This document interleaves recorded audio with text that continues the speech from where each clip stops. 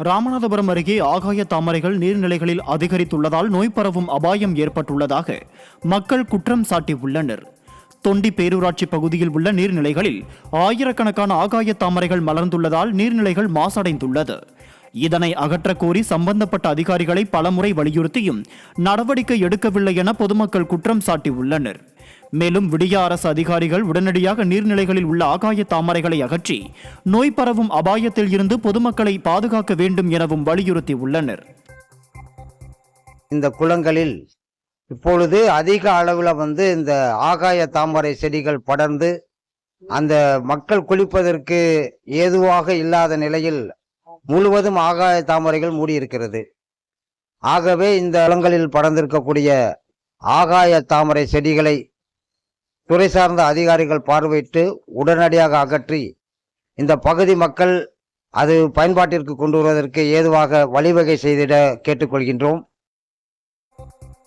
தூத்துக்குடி மாவட்டம் எட்டயபுரத்தில் விஏஓக்கு லஞ்சம் தர மறுத்ததால் வெள்ளத்தில் பலியான ஆடுகளுக்கு நிவாரணம் வழங்கவில்லை என பொதுமக்கள் குற்றம் சாட்டியுள்ளனர். கடந்த டிசம்பரில் ஏற்பட்ட வெள்ளத்தால் உயிரிழந்த கால்நடைகளுக்கு தமிழகம் முழுவதும் நிவாரணத் தொகை அறிவிக்கப்பட்டிருந்தது. இந்த நிலையில் எட்டயபுரம் தாப்பாத்தி கிராமத்தில் விஏஓ லஞ்சம் கேட்டு கிராம மக்கள் தராததால் உயிரிழந்த 150 ஆடுகளுக்கு நிவாரணத் தொகை வழங்கப்படவில்லை என கிராமத்தினர் வேதனை தெரிவித்தனர். இது குறித்து மாவட்ட ஆட்சியரிடம் கிராம மக்கள் சார்பில் மனு அளித்தும் எந்தவித நடவடிக்கையும் எடுக்கவில்லை என அப்பகுதி மக்கள் குற்றம் சாட்டியுள்ளனர். தருமபுரி மாவட்டம் அரூர் அருகே முறையாக தண்ணீர் வழங்க கோரி பழங்குடியின மக்கள் காலி குடங்களுடன் சாலை மறியலில் ஈடுபட்டனர். வள்ளிமதுரையில் 1000க்கும் மேற்பட்ட மலைவாழ் பழங்குடியின மக்கள் வசித்து வருகின்றனர். இங்குள்ள மக்களுக்கு கடந்த ஒரு வருடமாக பஞ்சாயத்து நிர்வாகம் சீரற்ற முறையில் குடிநீர் விநியோகம் செய்து வருவதாக அப்பகுதி மக்கள் வேதனை தெரிவித்தனர். இந்நிலையில் தங்கள் பகுதிக்கு சீரான குடிநீர் விநியோகம் செய்திட வலியுறுத்தி அப்பகுதி மக்கள் 5 மணி நேரத்திற்கும் மேலாக சாலை மறியலில் ஈடுபட்டதால் போக்குவரத்து பாதிக்கப்பட்டது. உதகையில் வார விடுமுறையொட்டி அரசு தாவரவியல் பூங்காவில் சுற்றுலா பயணிகள் குவிந்தனர். நீலகிரி மாவட்டம் உதகையில் வார விடுமுறையொட்டி தாவரவியல் பூங்காவில் சுற்றுலா பயணிகளின் கூட்டம் அதிகரித்து காணப்பட்டது. மேலும் தேர்தல் ஆணையத்தின் சார்பாக பூங்காவில் அமைக்கப்பட்டுள்ள வாக்களிப்பதன் அவசியம் குறித்த விழிப்புணர்வு செல்ஃபி ஸ்பாட் பகுதியில் சுற்றுலா பயணிகள் புகைப்படங்கள் எடுத்து மகிழ்ச்சி அடைந்தனர்.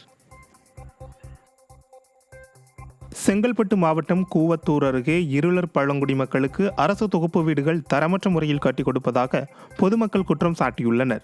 வடபட்டினம் ஊராட்சியில் பழங்குடியினர் மேம்பாட்டு திட்டத்தின் கீழ் இருளர் பழங்குடியினருக்கு அரசு சார்பில் கட்டித்தரப்படும் வீடுகள் தரமற்று கட்டப்படுவதாகவும் 1 அடி ஆழம் மட்டும் அஸ்திவாரம் தோண்டி வீடுகளை கட்டுவதால் தரமற்று இருப்பதாகவும் அப்பகுதி மக்கள் குற்றம் சாட்டுகின்றனர். மேலும் கை வைத்தாலே வீட்டின் சுவர்கள் ஆடும் அளவிற்கு தரமற்றதாக இருப்பதாகவும் மக்கள் வேதனை தெரிவித்துள்ளனர். விடிய ஆட்சியில் இதுபோன்ற அலட்சியத்தால் மக்களின் பாதுகாப்பு கேள்விக்குறியாகியுள்ளது. செங்கல்பட்டு அருகே தந்தை பேசாததால் மன உளைச்சலில் இருந்த கல்லூரி மாணவி தூக்கிட்டு தற்கொலை செய்து கொண்ட சம்பவம் சோகத்தை ஏற்படுத்தியுள்ளது. சிங்கப்பெருமாள் கோவில் அடுத்த தெல்லிமேடு பகுதியைச் சேர்ந்த பாபு என்பவரது மகள் ரக்ஷினி தனது நண்பர்களுடன் வெளியே செல்வதற்கு தந்தையிடம் அனுமதி கேட்ட நிலையில் மறுத்ததாக கூறப்படுகிறது.